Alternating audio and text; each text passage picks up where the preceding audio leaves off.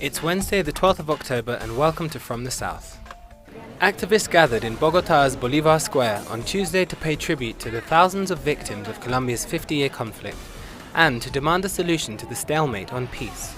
120 people are there around the clock, but today hundreds more gathered for an art exhibit, honoring the victims of the conflict. They sewed together a white sheet with 2,000 names of victims, and the names were written in ash to symbolize a grave. Hundreds marched in Sao Paulo Tuesday to protest a government-backed constitutional reform that would cap public spending for the next 20 years. Hurricane Matthew, which has devastated the island of Haiti, leaving over 1,000 dead, has caused an outbreak of cholera, with 300 cases and 20 fatalities already being reported. More than 10,000 have already been killed by cholera after the earthquake in 2010. Yesterday, thousands of Argentines gathered outside of Buenos Aires' Congress to denounce the rising levels in crime under the Macri administration. Parents and supporters demanded justice for their murdered children as they hope for stiffer penalties for offenders. Chile is experiencing a severe drought, suffering a 70% water deficit. The scant rain and snowfall in southern Chile are destroying crops and killing cattle, leaving farmers struggling. Earlier this Wednesday, United Nations High Commissioner for Human Rights, Zeid Ra'ad Al Hussein, said if Donald Trump is elected, he would be dangerous from an international point of view. This on the basis of what Trump has said so far during the race for the White House. According to Russian President Vladimir Putin, the scandal that erupted in the United States over allegations Russia hacked Democratic Party emails has not been in Moscow's interests. Putin says both sides in the US election campaign are just using Russia to score points and are instead ignoring the content of the emails. At least 14 people were killed and 36 others wounded in a bomb blast outside a mosque in Afghanistan. A group of Shia Muslims were targeted in the attack during ceremonies commemorating a major religious holiday called Ashura. There was no immediate claim of responsibility. 4 Moroccan men suspected of links to militant Islamist activity were arrested in a joint operation between Spanish and Moroccan police and intelligence services. The arrests followed 2 years of police investigations and stemmed from monitoring 2 people who had lived in Spain but had gone to join the Islamic State group in Syria and Iraq. Clashes erupted near the Calais refugee camp after around 200 refugees allegedly attempted to climb into trucks bound for the United Kingdom. The police prevented the refugees from clambering aboard the vehicles using tear gas.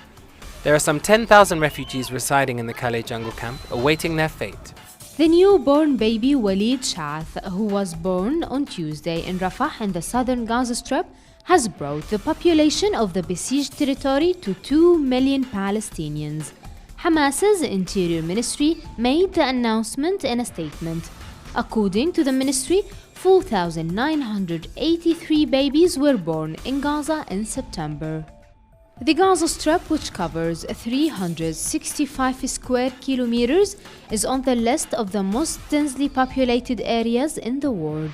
But unemployment in Gaza has reached alarming levels, and about 80% of the Gaza population lives on international humanitarian aid. Nevertheless, Gaza families are historically large. One family tends to have an average of 4 to 7 children despite the blockade and the difficult and unsafe living conditions. Well, large families for defenseless people like Palestinians in the West Bank and Gaza are regarded as a form of patriotism. They are also regarded a practical tool and a weapon to thwart the Israeli policies that aim to force them to immigrate by making their lives unbearable under the blockade and military occupation. I had 4 sons and 1 daughter. 1 boy died. Now I have 3 sons and 1 daughter. I prefer a small family. A small family is much better for raising your children. A father wouldn't be able to control a large family, and he won't be able to educate them because there is no work in Gaza. Experts attribute the increase in the population in Gaza to the high fertility rate, which declined from 2011 through 2013 to 4.1 births per woman compared to 6 births in 1997. Another report issued earlier by the Palestinian Chamber of Commerce said that the unemployment rate in Gaza has reached about 50%, with the poverty rate climbing over 55% now. Nur Harazin, teleSur's TV, Gaza. The Secret Wars exhibition has opened in Paris, revealing the often fantasized world of secret agents and intelligence services. The exhibition retraces the recruitment methods, training and tools put at the disposal of the great figures of espionage, such as Lawrence of Arabia and Russian KGB official Vladimir Vetrov. It dates back from France's Second Empire until the fall of the Soviet Union. More on these and other stories on our website telesurtv.net/English.